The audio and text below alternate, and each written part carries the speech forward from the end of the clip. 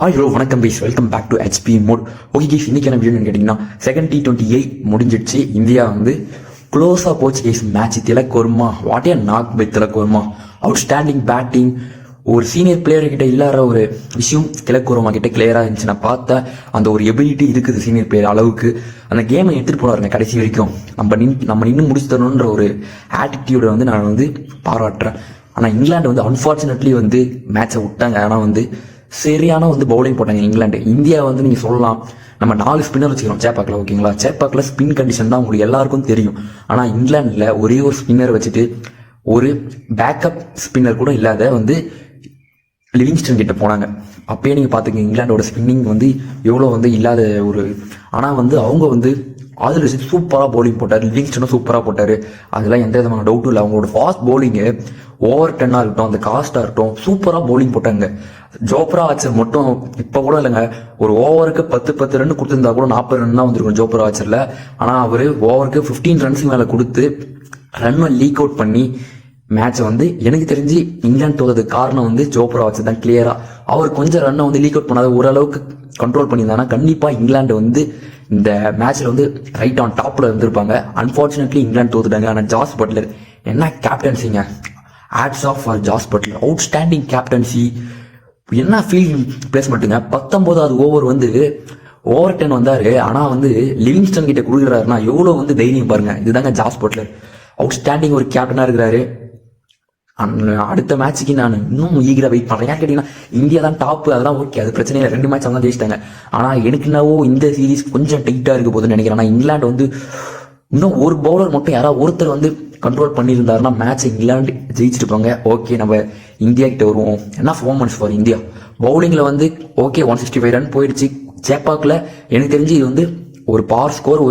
இங்கிலாந்து கேட்டீங்கன்னா இந்த ஸ்கோர் வச்சு இன்னொரு ஸ்பின்னர் இருந்தால் கண்டிப்பாக வின் பண்ணிக்கலாம் இங்கிலாந்து. ஆனால் வாஷி ஃபர்ஸ்ட் ஓவரே விக்கெட் எடுத்தாரு. அதுக்கப்புறம் ஏன் பவுலிங் தரலான்னு தெரியல.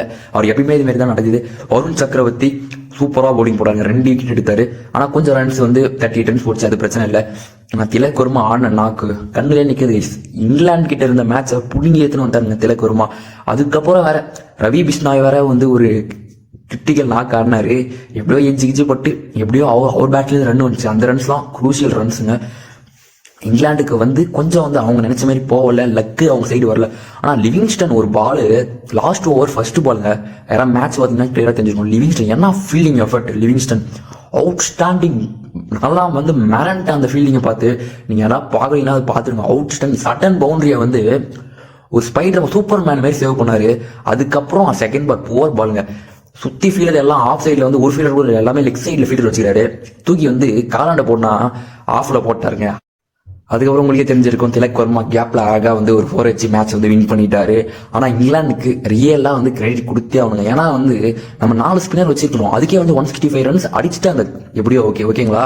ஜாஸ் பட்லர் ஒரு பயங்கரமான ஒரு நாக்கு ஆடினாரு, ஞாபகம் வச்சுக்கோங்க. அப்புறம் அந்த காஸ்ட்ன்றவங்க பயங்கரமா சுத்தலாம் அவனுக்கும் பட்டுச்சு. ஆனா நம்ம கிட்ட 4 ஸ்பின்னர் இருந்துச்சு. அவங்க கிட்ட வெறும் பவுலிங், ஃபாஸ்ட் பவுலிங் மட்டும் தான். எல்லாருமே மினிமம் 145 போடுறாங்க. 2 பவுலர்ஸ் 150 கன்சிஸ்டன்ஸா போடுறாங்க. ஜோஃபர் ஆச்சர், மார்க் இருந்தாலும் அவங்க ஃபைட் பண்ணது நான் பயங்கரமா இருந்துச்சு. இங்கிலாந்து நீங்க என்ன சொல்லுங்க, ஆனா இங்கிலாந்து பயங்கரமா ஃபைட் கொடுத்தாங்க. எனக்கு தெரிஞ்சு இந்த மேட்சோட டிசர்வ் என்னன்னா திலக் வர்மாவுக்கு மட்டும் தான் இந்தியா ஜெயிச்சு. ஆனா இந்த மேட்ச் இங்கிலாந்து ஜெயிச்சிருந்தாங்கன்னா டீமுக்கே அந்த கிரெடிட் போயிருக்கணும். ஏன்னா ஜோப்ரா ஆச்சர் டீமுக்கு எல்லாருக்கும் கிரெடிட் போயிருக்கணும். ஆனால் ஜாஸ் பட்லர் கேப்டன்சி சூப்பரா பண்ணாருங்க. கேப்டன்சி அவரோட காம்னஸ் இதுதான் தெரிஞ்சிச்சு. இதுதான் ஒரு கேப்டனுக்கு தேவையான ஒரு எபிலிட்டி. அவரோட காம்னஸ் அப்பா. பட்லரோட கேப்டன்சில அவரோட காம்னஸ் கிளியரா தெரிஞ்சிச்சு. அதுவும் இல்லாத அவர் பவுலர் மேல நம்பிக்கை வச்சாரு, பேக் பண்ணாருங்க. பவுலர் கிட்ட ரன் புஷ்னாலும் பரவாயில்ல, தைரியமா போடுன்ற ஒரு இதுமாரி கேப்டன் இங்க கிடைப்பாங்கன்னு தெரியல. ஆனா ஜோப்ரா ஆச்சர் தான் 60 ரன் கொடுத்திருந்தாலும் பட்லர் சிரிச்சுட்டே அவரும் சிரிச்சுட்டு இவரும் சிரிச்சுட்டு அது பார்க்கறது நல்லா இருந்துச்சுங்க. ஆனா உண்மையிலே சொல்ல போனா நீங்க யாரெல்லாம் ஜாஸ் பட்லரோட அவரோட கேப்டன்சி பார்த்து இம்ப்ரெசிவ் ஆனீங்க கமெண்ட் பண்ணுங்க, ஓகேங்களா. ஓகே கைஸ், அதுக்கப்புறம் சொல்லவே ஆனால் இங்கிலாந்து இருந்தால் தான் கேம்ல டாப்ல இருந்தாலும் கடைசியில் திலக் வர்மா ஒரு அவுட்ஸ்டாண்டிங் நாக்காடி மேட்சை இந்தியா கிட்ட கொண்டு வந்துட்டாரு. ஓகே கைஸ், இந்த வீடியோ ஹோப்ஃபுல்லி உங்களுக்கு பிடிச்சிருக்குன்னு நினைக்கிறேன். ஓகே கைஸ், அடுத்த ஒரு ஆசமான வீடியோ சந்திப்போம். அது வரைக்கும் டாடா சொல்லி கைஸ். Okay bye guys.